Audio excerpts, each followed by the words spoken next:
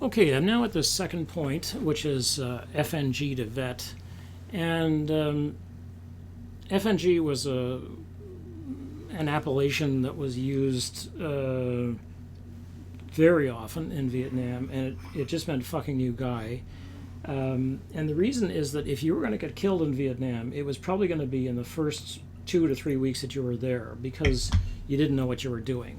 Now, there was an attempt, obviously, by the army, by the military in general, to keep fresh meat, as the troops called them, alive. Um, because the units, unlike World War II, where a whole unit would go in at the same time and come out of the line at the same time and so on, go home at the same time. And pretty much the units went home at the end of the war. Like when the war was over, you got to go home. There was some leave granted, but it was hard to get people back and forth across the Atlantic, as you can imagine. So, in Vietnam, the idea was completely different. That the idea was to keep, because people were coming into the country on their particular day and then going home on their particular day, which was called the DEROS, DEROS, which was the date eligible to return from overseas.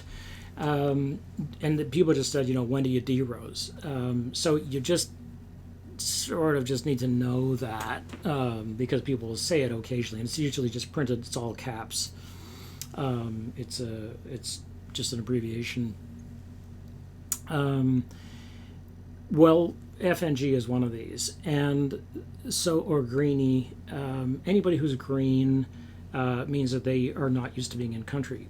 The idea then is that you have a group of people who are in a unit, let's say at a platoon, which is maybe 50, 60 people, which is broken down into roughly five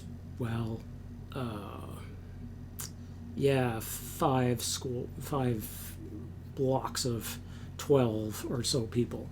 There are squads. The idea is that you always have experienced people in the field. This is the thinking, and that so then you're bringing in the occasional person who doesn't know what they're doing, and that the rest of the squad will teach that person what they need to know to survive. So in our case, we have these two greenies who come in at the same time. One of them gets killed, the other new soldier, and the other one, Chris Taylor, survives. What you have then is what becomes a traditional narrative for the Vietnam story, which is the trip of going from being a fucking new guy who is terrified and has no idea what he's doing, is doing things the way the military taught him, is carrying a full pack the way Chris does. It's too much stuff. And as Elias says to him, the very experienced senior sergeant says to him, you're humping too much stuff. Humping here means carrying, because you've got to hump your stuff through the bush. And it's sort of one of those old army terms that becomes it's like you got to hump this, you got to hump that, and to some extent it has to do there is to some extent that sort of relationship to you gotta fucking do it, because they were so angry. I mean, the troops were so angry and dispirited most of the time, because basically nobody wanted to be in Vietnam. I mean, by this time in 67, 68, the people who were there who were true believers, very few. The officers, yeah, but the enlisted men and any draftees, no. Why would you want to be there? Vietnam was a killing machine at that point.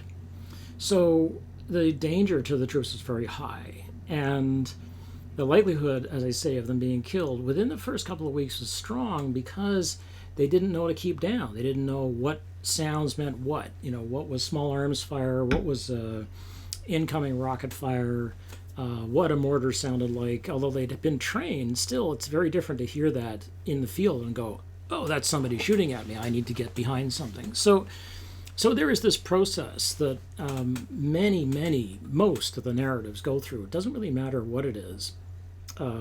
where a soldier goes from being inexperienced in the field, completely inexperienced, to beginning to survive.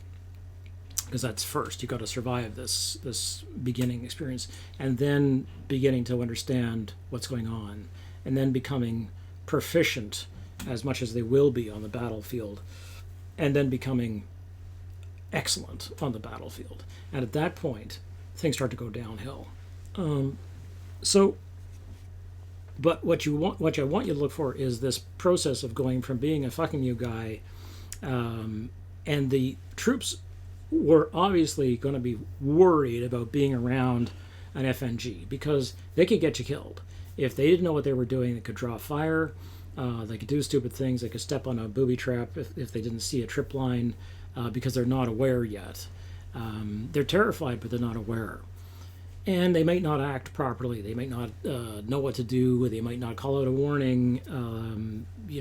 All kinds of stuff can happen. So you want to stay away from them. And more to the point, you don't want to learn their names because the likelihood of them being killed in the first couple of weeks is so high. They don't want to know somebody's name and get to know them and then have them get killed the next day. It's like, okay, so you're not going to get invested emotionally in somebody. As time goes on, you begin to see this person's likely to survive as anybody else.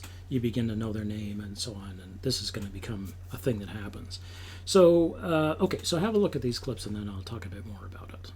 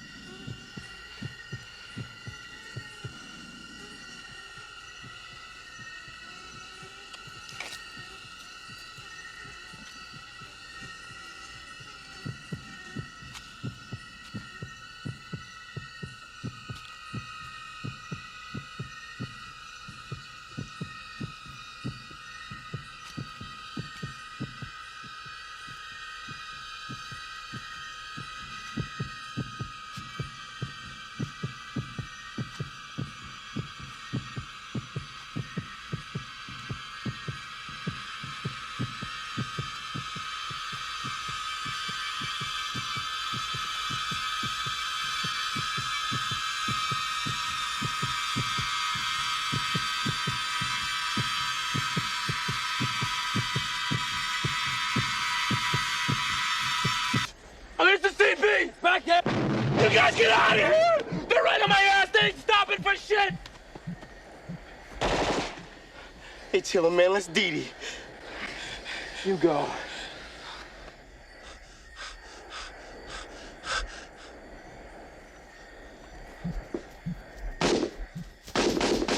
There!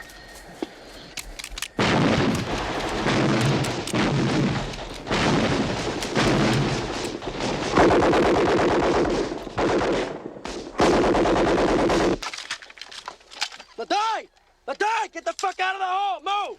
Get the fuck out of there! Let's go! Man. Come on, motherfucker! Be cool, be cool. They're scared, man. They're scared. Oh, they're scared, huh? What about me, man? What about me? I'm sick of this fucking shit! Come on, motherfucker, move! Watch this fucker. Fuckers don't want to see, man. Who the fuck do you think they're fighting for, huh? You got one more! Hey! Hey! Ladai! Ladai! Bang, don't bang, no business! Don't bang, no business! Well, what have we here? What the fuck's the matter with you? I wasn't gonna hurt you. Looked like I was gonna fucking hurt you. Why didn't you listen to me, huh? Why? Why didn't you fucking listen to me? Fucking stupid! You stupid asshole! Get the fuck up here! Come here, motherfucker! What are you smiling at? Huh? Why the fuck didn't you listen to me? Do him, man. Do him. What are you smiling at, huh? You want something to smile at? Huh? You want something to smile at? Motherfucker! Dance, motherfucker! Do him. Dance, one-legger! Dance! One-legged motherfucker!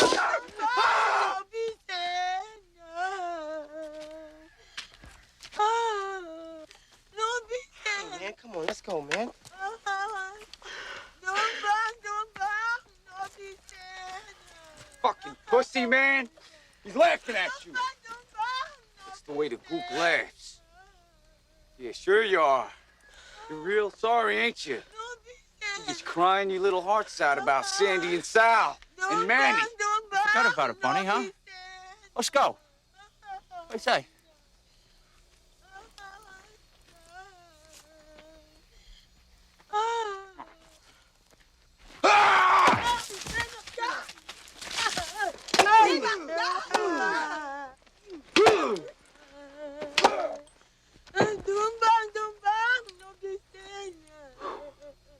Holy shit, you see that fucking head come apart, man?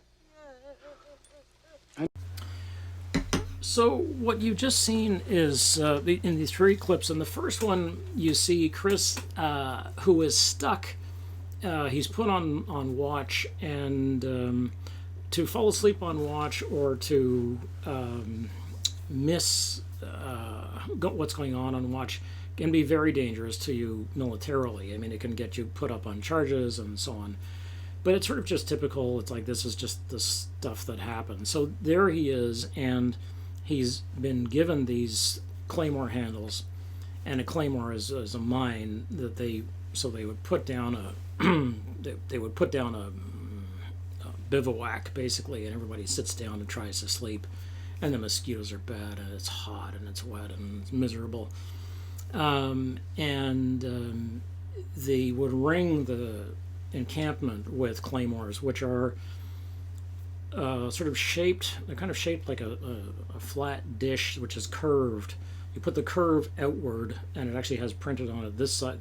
It has embossed on it this side towards enemy, this face towards enemy, and it's packed with BBs and behind are explosives. So when it goes off, it blows out this wave basically of BBs and kills everything within whatever the radius is that people are in, at least 50, probably 50 yards. So this is what's around them. So he's given these handles, and he has to click these handles 3 times, and he keeps looking at them and looking up and looking at them, and he is just paralyzed with fear. And so that's the beginning of the film. And then I cut to the end of the film. So now we're nearly at the 100-minute mark, where this time he's in the dugout, and he is fully proficient on the battlefield. He's with Junior, and he's waiting. They're waiting, and he says, there. And then he picks up the handles. It click, click, click, and boom, he sets off. And then he gets on his gun. And he's afraid, yes, but he's functioning. And this is the trip, basically, that the soldiers needed to make, and that many of them did make. Many of them continued to be basically useless on the battlefield. But for the soldier who becomes essentially battlefield ready, this is what happens. So then we get the